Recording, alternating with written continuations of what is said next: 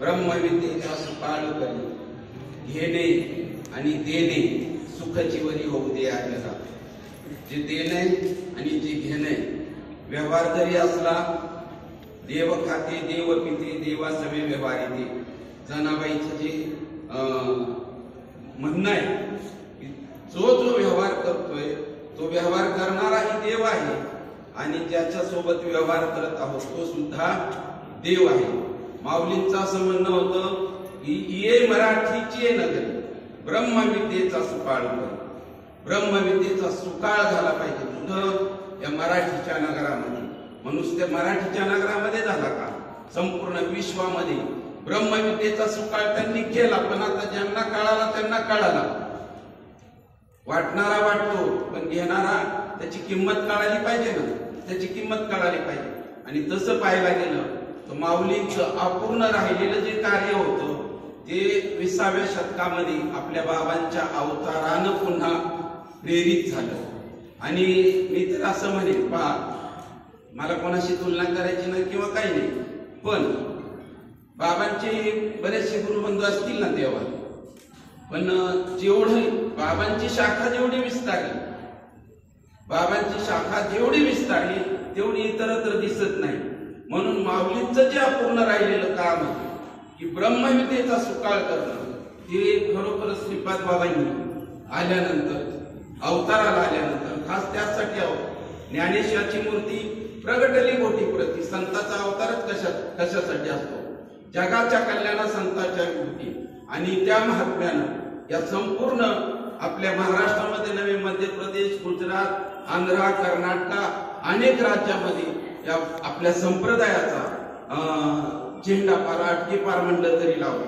पहा, शब्दामध्ये जी ताकद असते ना, आता आपण सांगतो दृष्टांत कीर्तनामध्ये सांगतो वगैरे, गावबाची आई नाथबाबांकडे घेऊन गेली गावबांना, का तर हा म्हणे गुळ मागतो, सारखा गोड खातो। तर नाथबाबांनी सांगितलं नाही, तर म्हणले 8 दिवसांनी या।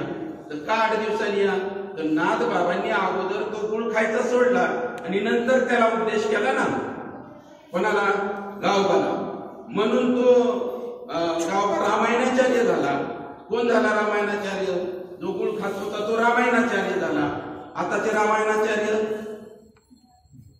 मी नाही बोलणार, तसं नाही बोलणार, पण मला काय सांगायचंय, अगोदर आपण करायचं, ते आपण आचरणात आणायचं।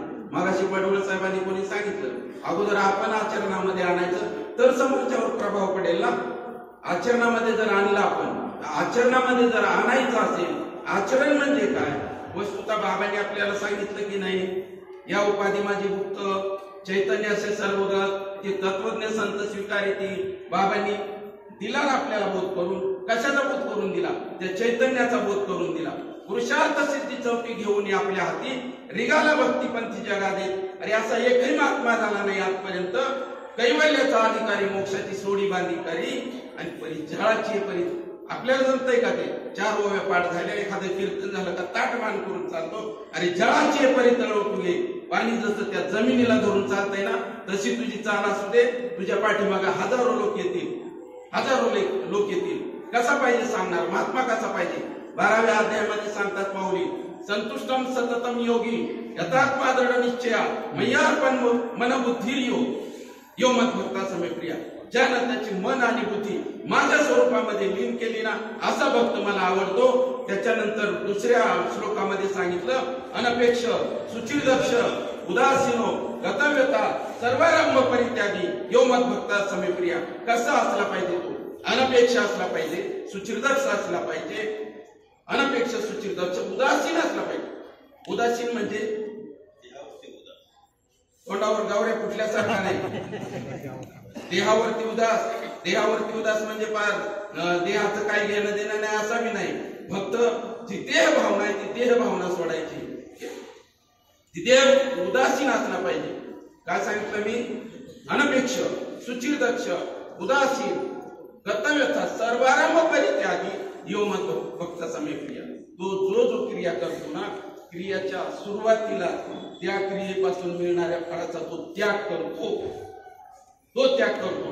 मग असे भक्त मला आवडतात आणि त्या त्या कॅटेगरीतले आपले महात्मे, त्या कॅटेगरीतले. आता सगळेच आहेत मी नाही म्हणणार, कारण मला बरेच दिवस झालं अनुग्रह घेऊन 20-25 वर्ष होत आले. मला बरेचसे काय अनुभव आलेले याच्यामध्ये. पण जसं माऊलींनी सांगितलं, आस्थेच्या महापुरी रिगताची कोटीवरी परिप्राप्तीच्या पहिलं तरी पाहिला निघे. ज्याला ब्रह्मज्ञानाचा बोध झालाय ना, बोध बुद्धी निश्चय आत्मज्ञान ज्याला झालंय ना, त्याच्यातून कोटीमध्ये एक आहे, त्याच्यातून कोटीमध्ये एक आहे. आस्थेच्या महापुरी रिगताची कोटीवरी परिप्राप्तीच्या पहिलं तरी विपायला निघे. इथं या ब्रह्मविद्येच्या शाळेमध्ये ज्यांनी ऍडमिशन घेतलेलं आहे त्यांच्यासाठी ती ओढ आहे. कोणती? आस्थेच्या महापुरी रिगताती कोटीवरी परिप्राप्तीच्या पहिलं तरी विपायला निघे. ब्रह्मविद्येच्या शाळेत बाकीचा बाजार जाऊ देव, त्याच्याशी कोणाला घेणं देणं नाहीये, त्याच्याशी नाही कोणाला घेणं देणं. इथं ज्यांनी ऍडमिशन घेतलेले त्याला सांगणे, त्यांनी त्याचे अनुभव मांडणे. मी काय म्हणजे सगळीकडे परीक्षा घेऊन आलोय असं म्हणायचं नाही मला. पण एक जसं सांगितलं, महात्मा कसा असला पाहिजे, अनपेक्ष असला पाहिजे, सुचिरदक्ष असला पाहिजे, उदास असला पाहिजे. कशावर उदास? नुसता देहावर नाही, सगळ्या प्रपंचावर उदास असला पाहिजे.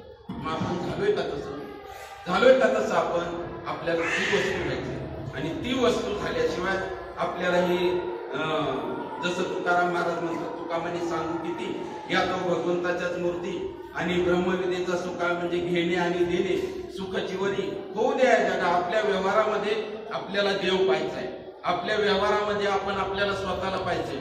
जो व्यवहार करतोय ज्याच्याशी करतोय तो आपलं स्वरूप पाहिजे. आपल्याला स्वरूप भरला घनदाट, हरी एकच आहे ना, हो एकच आहे ना हरी.